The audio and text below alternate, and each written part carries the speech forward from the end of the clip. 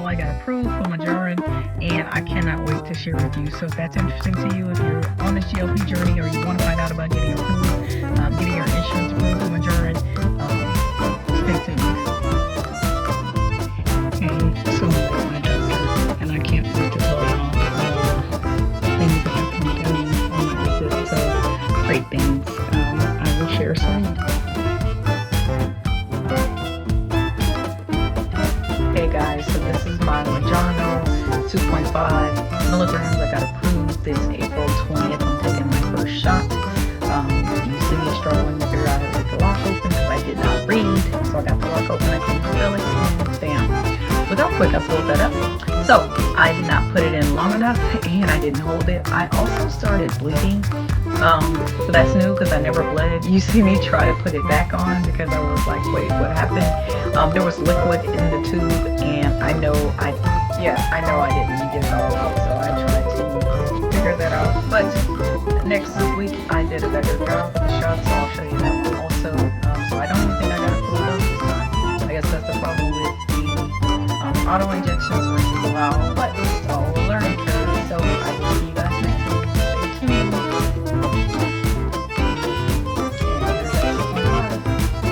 Hey everybody, welcome back to the Quiet Room. I'm Clauthia Ray, and this is where I peel back the layers of my weight loss journey, in particular on GLP, and just my journeys in general, my journey in general right now in life, because there's a lot of things moving and changing as I go into my 50th year. I am 48 currently. All right, so let me give you the data up front. I started my Zepbound journey on November 25th, 2025. I started at 2.5 milligrams. I originally weighed 225 when I first started taking them, and this was post gastric sleeve. I had a gastric sleeve in 2020. I have other stories about that later. And now I'm at 188 this whole week, so that's very exciting for me. But I've had some amazing news this week, even more exciting than that this week. So that's what this video is about. So I got my insurance approved. I've said that that's us. Guys, I don't even know. I'm so excited about that because not only did it get approved, but it was only $25. So my copay was only $25. And so a little bit about my story. I started out paying for this out of pocket. This is my 20th week on, 21st week on a GLP. My first 4 weeks, I paid out-of-pocket Zepbound through Weight Watchers, $2.99 per month. I guess I did that for 8 weeks. So 8 weeks, 2.5, $2.99 each one. I used my HSA card, so it's still out of pocket because that's coming out of pocket. And then I bumped up to the 5 milligrams, and that was $3.99, still out of pocket. And then I ran out of my HSA, and I decided to try to go with Lavender Sky because it was cheaper, and it ended up being $36 a shot, $2.90 for 2 vials. And so I've explained a little bit when I switched to Lavender Sky in the video up here. I'll link it here. But that was $36 a shot, so that was like really good, and I thought that would be my baseline.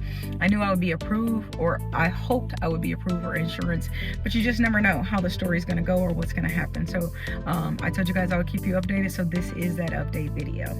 All right, so first thing I want to tell you about how do you get approved is I think you guys should really know your numbers. I told you that I started taking my numbers seriously in 2020 when I first had my diabetic, or my A1C number, which is a number they use to diagnose diabetes, said that I had a 5.4, 5.6, which was, no, 5.6, which was pre-diabetic. And at first I rejected that number because I really didn't think I had diabetes. I thought there was nothing wrong. I do have an A1C video, so I'll tell you more about my story in that one, but I just rejected that. But the data kept showing, and then I had things that kept happening to me that let me know that there was something biologically off, even though I wanted to ignore the data. I'll tell you the first big one that I remember was I'm an avid swimmer, and I went to a swimming competition for my school district. So we were super excited about it because I was like, oh, I'm gonna win, this is easy. And guys, when I jumped in that pool and I just swam, maybe, I don't even think I made it. I did. I made it down and back in an Olympic-sized pool. But I was so dizzy and nauseous. I felt like I had never felt before, and I didn't even understand it. I was also extremely slow. Like, everything was off. And so later I looked up diabetic swimmers, diabetic swimmers. There's something about you're not allowed to swim being a diabetic, and that kind of caught me off guard, which is weird because I actually love swimming. So that was one of the signs that I knew something was wrong, and then it just was taking me a long time to heal. So I knew I had the diabetes, so I started getting really particular about my numbers. Not only did my A1C number go bad that year, but my cholesterol number went bad. So here's my video on cholesterol if you haven't watched that. So watching those numbers go bad, and again, before that, before I was 42, I had never had any numbers bad, and I had been gaining weight in my adulthood, but never had numbers that was bad because I was just as active as you guys see me now, only I was a mother of 4, 6 total, and I was president of PTA, secretary of PTA, treasurer, on my sorority board, a principal, assistant principal, instructional coach, teacher, kids play football, basketball, ballet, track, you name it, I was doing it. So I never worried about my numbers, even though my scale was going up, if that makes sense. I was so active and I ate pretty good to where I didn't think my numbers would ever go bad. So when they went bad, it made me start stalking them, stalking the numbers, because, guys, I refused to take medicine. I did not want to take a metformin or a atorvastatin, which is what my doctor prescribed to me for both of these things. I told her I'm not taking it. I'm going to try to do this with diet and exercise, and we'll just have to figure it out and watch my numbers. And so we started that journey together. Every 3 months I would go in and get my lab work again. Sometimes it would improve, and sometimes it wouldn't change much. Sometimes it spiked back up. So I agreed to do the drugs for 6 months, and by drugs I mean the metformin and the atorvastatin. I did it for 6 months and my numbers didn't change, and that was it for me. I was like, hey, the numbers did not get better with me taking the drugs. So I opted to do the gastric sleeve. I had the gastric sleeve. I lost a whole lot of weight, but then life kicked its butt in 2022. That video is here if you want to hear the backstory. So it just kept going back and forth. So I have been watching my numbers and on this journey and advocating for myself and looking at them and trying to improve and paying attention to myself and how I was feeling and what was different about myself. You're the only one who lives with you, knows you. My doctor is the MD. She has the medical history, but I have the Clauthia Ray history. So you're the only one who has that history for yourself. The next thing I want to tell you is the second part about getting approved for the journey or approved from your insurance is to advocate for yourself. Like I said, there's things I won't do, and me and my doctor, I love my doctor. I have a great relationship with my doctor. I can tell her things that I'm thinking of, what I'm scared of, what I'm fearful of, and she has my data, so there's no hiding, right? I can't hide anything. What's happening is actually what's happening. It's in my blood work, it's showing. So we just go back and forth, and she respects my decisions. I listen to her medical advice. I try it her way. And we just have this ping pong relationship where we're going back and forth trying. She either could love me or she could hate me because I'm such a brat in some ways. But I do think we have a very healthy relationship. So I advocate for myself. If you don't have a doctor that you can have this kind of relationship with, change doctors. Change doctors. I once had a doctor, when I had my daughter, I was on CHIP, teacher, poor still, but a teacher, and I had 4 biological children, so I still qualified for CHIP. So I was on CHIP, so I had to go to a certain doctor. I don't know if they still do that, but I had to go to a certain doctor. I was considered a geriatric pregnancy because I was 35, so I had to go to this certain doctor, and this guy was horrible, y'all. Horrible. I almost want to say his name. That's how bad he is to me, because some of the things he said, and my doctor is an African American female. I've had an Indian female, but my doctor is an African American female. But one of the comments he said to me, and I was like 180 pounds at this time, I had all of my children were born premature at some level, earliest being 6 months and then the latest being like 37 weeks. So I never carried any child to 40 weeks total. And what I've learned now in my history of things is progesterone, which is what you use to keep your cervix closed and to keep you going full term, is in competition with cortisol. So I told you guys that my cortisol numbers are high, so it affects progesterone. I would have never known that when I was young. And I say all that to say, guys, this doctor that I'm talking about, this Caucasian male, he told me the reason why I was having my children early was because I was fat, and if I lost weight, I would be okay. Let that sink in. Someone who literally is getting paid lots of money to take care of me told me I was fat, in a delicate situation because I'm considered a geriatric pregnancy. We didn't have a relationship like that where he could say those words to me. We had never really, I just was coming in for my checks, and I had to get progesterone shots every week, starting at 20 weeks. But we didn't have a good relationship. We didn't joke around, play. I didn't study my data with him. I just looked at it and that was it. We didn't have that kind of relationship. So that comment felt so rude, and hindsight, it was wrong. It wasn't just that I was fat. There was so much going on, which is kind of what this journey is for me. So if you don't have a good relationship with your doctor, guys, and you have the ability to choose and find another one, go find a different doctor. Find somebody that you can talk to, that you feels like cares about you. Not a yes person either. Don't find someone who'll just do what you say. I have a friend of mine who I think they paid $2,000 or $3,000 a year, and the doctor just says yes. That's a dealer. I don't want that either. So I'm not telling you to find a yes person, but guys, find someone that you can have a conversation with about it, and they can give you the medical perspective or your layman's terms perspective, right? I don't have a medical perspective. I've never finished medical school. I'm not a doctor. I don't see patients year in and year after again. I don't have a history with other people. I am just coming from the Clauthia Ray perspective. So if you don't have that relationship, I strongly suggest you advocate for yourself and you find that relationship. So that's number 2. So the second thing I want to tell you is that, sorry, I try to write this down because I ramble. So the next thing I want to tell you is that there's a good pattern. So I also think that I was nervous about not getting approved for Mounjaro, right? Because you guys know my A1C number is what?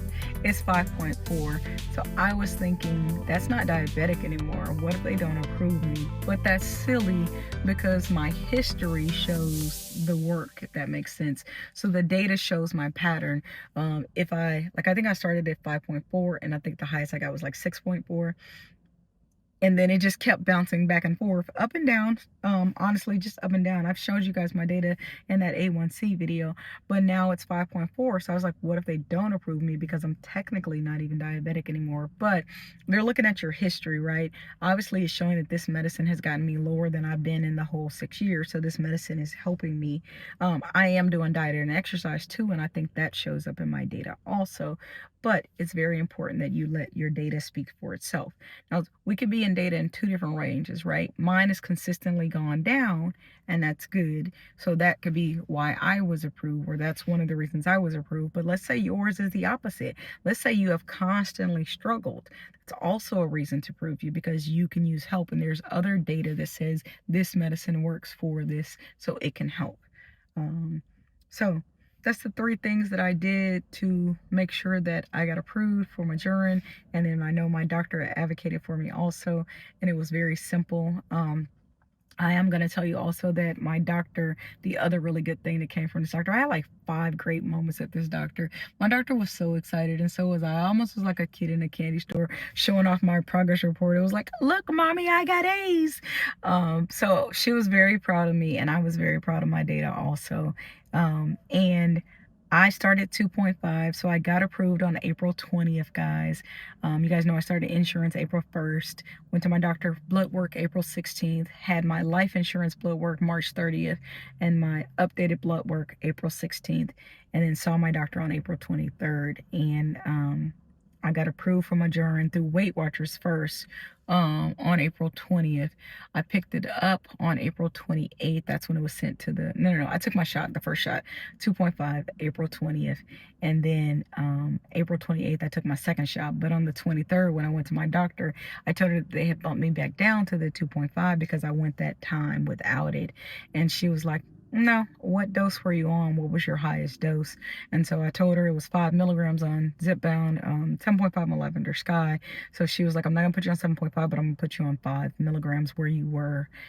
So I went back to 5 milligrams. So she ordered it right then. I just can't pick it up right now because Mounjaro has a 21-day calendar, or 80%. You have to be 80% done with the doses that they've already dispensed. or 21 days from the day that you picked it up. So I have to wait those 21 days. So for me, that'll be May 11th or May 12th. And then I will pick up my 5 milligrams. I think I would have done my third shot on 2.5. And so it'll be kind of like I was last time when I had the 2.5. I'll be at the 5 milligrams. But it was also $25, y'all. I cannot tell y'all how, I don't know. Because this is a maintenance kind of medicine. You know, we've talked about that and was worried about it. So I'm just very excited. So my doctor did approve me, and she did approve me going back to 5 milligrams. And I'll tell you more about some other stuff that she approved. But the fact that my insurance was $25, I don't know if that got me to 188, because guess what? You see that number? 188. So you guys know I have been stuck at 191, 194. There's a cat outside. I've been stuck at 191, 194 since literally, I thought it's February 25th. I've been saying that this whole time, but I have another video going to come out with all of my data. It was actually February 8th. So I've been stuck. I got down to 198, 189 February 8th, and then that scale did not move down. It moved up consistently. It was like 194, 191, 192, 196, 197, 191, 192. Literally February 8th until April 20th.